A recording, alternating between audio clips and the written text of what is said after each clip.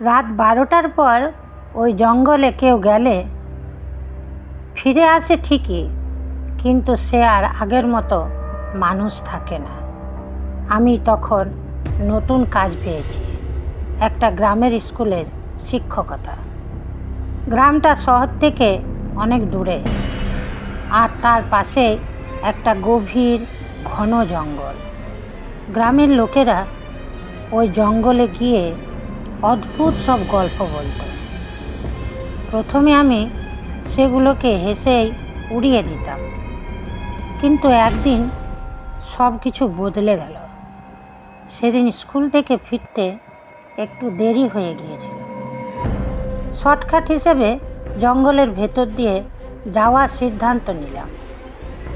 আকাশে তখন অদ্ভুত এক নীরবতা, পাখিরাও যেন হঠাৎ চুপ করে গেছে। বাতাসে একটা ঠান্ডা স্রোত বইছিল, যা গায়ে কাটা দিচ্ছে। জঙ্গলের মাঝামাঝি পৌঁছতেই হঠাৎ শুনতে পেলাম কারো পায়ের নূপুরের শব্দ, ঝনঝন ঝনঝন। আমি থেমে গেলাম, চারিদিকে তাকালাম, কিন্তু কাউকে দেখতে পেলাম না। মনে হলো কল্পনা। আবার হাঁটা শুরু করলাম, কিন্তু এবার শব্দটা আরও কাছে এলো, ঝনঝন ঝনঝন। হঠাৎ সামনে একটা গাছের আড়াল থেকে বেরিয়ে এলো একটা মেয়ে। সে লাল শাড়ি পরা, চুলগুলো এলোমেলো, আর মুখটা স্পষ্ট দেখা যাচ্ছিল না। সে আমার দিকে পিঠ দিয়ে দাঁড়িয়েছিল। আমি একটু সাহস করে বললাম, কে আপনি? এখানে কি করছেন? সে কোনো উত্তর দিল না, শুধু ধীরে ধীরে মাথাটা ঘোরাতে লাগলো। আর তখনই আমি জমে গেলাম। তার মুখটা মানুষের মতো ছিল না, চোখ দুটো কালো, ফাঁকা গর্তের মতো, আর ঠোঁটের কোণে এক বিকৃত হাসি। আমি পিছিয়ে যেতে লাগলাম, কিন্তু পা যেন নড়ছিল না। মেয়েটা হঠাৎ খুব ধীরে আমার দিকে এগিয়ে এলো, আর নূপুরের শব্দটা এখন আরও জোরে শোনা যাচ্ছে। তুমি আমাকে দেখতে চেয়েছ? সে ফিসফিস করে বলল। তার কণ্ঠস্বরটা যেন একসাথে অনেকগুলো মানুষের কণ্ঠের মতো, ভয়ঙ্কর ঠান্ডা। আমি দৌড়ে পালানোর চেষ্টা করলাম, কিন্তু হঠাৎ দেখি আমি সেখানে দৌড়াচ্ছি।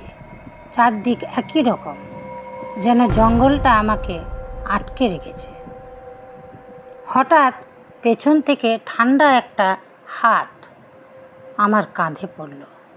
আমি ধীরে ধীরে পিছনে তাকালাম।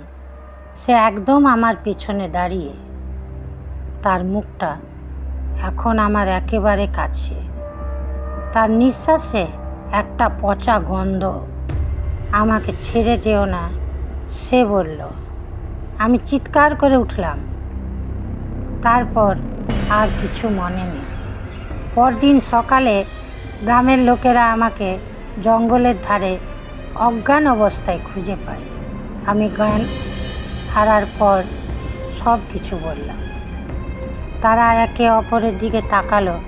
তারপর গ্রামের এক বৃদ্ধ বললেন, তুমি বেঁচে গেছো, এটা তোমার ভাগ্য। আমি জিজ্ঞেস করলাম, ওটা কে ছিল? বৃদ্ধটা দীর্ঘশ্বাস ফেলে বললেন, অনেক বছর আগে ওই জঙ্গলের ভেতর এক মেয়েকে খুন করা হয়।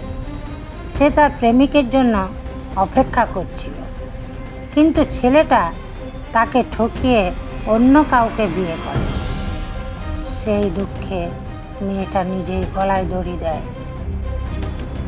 তারপর থেকে ওই জঙ্গলে ঘুরে বেড়ায়। যে তাকে দেখে সে আর স্বাভাবিক থাকে না। আমি শুনে স্তব্ধ হয়ে গেলাম, কিন্তু গল্প এখানে শেষ নয়। সেই ঘটনার পর থেকে আমি মাঝে মাঝে রাতে ঘুম থেকে উঠে দেখি আমার ঘরের কোণে কেউ দাঁড়িয়ে আছে। লাল শাড়ি, এলোমেলো চুল, আর সেই একই বিকৃত হাসি। একদিন সাহস করে আলো জ্বালালাম, কেউ নেই, কিন্তু মেঝেতে নূপুর পড়ে আছে। ঝনঝন শব্দটা এখন আর শুধু জঙ্গলে নয়, আমার ঘরের ভেতরেও শোনা যায়। যদি কখনো রাতের অন্ধকারে নূপুরের শব্দ শুনতে পাও, পিছনে তাকিও না, কারণ সে হয়তো ইতিমধ্যেই তোমার ঠিক পেছনে দাঁড়িয়ে আছে।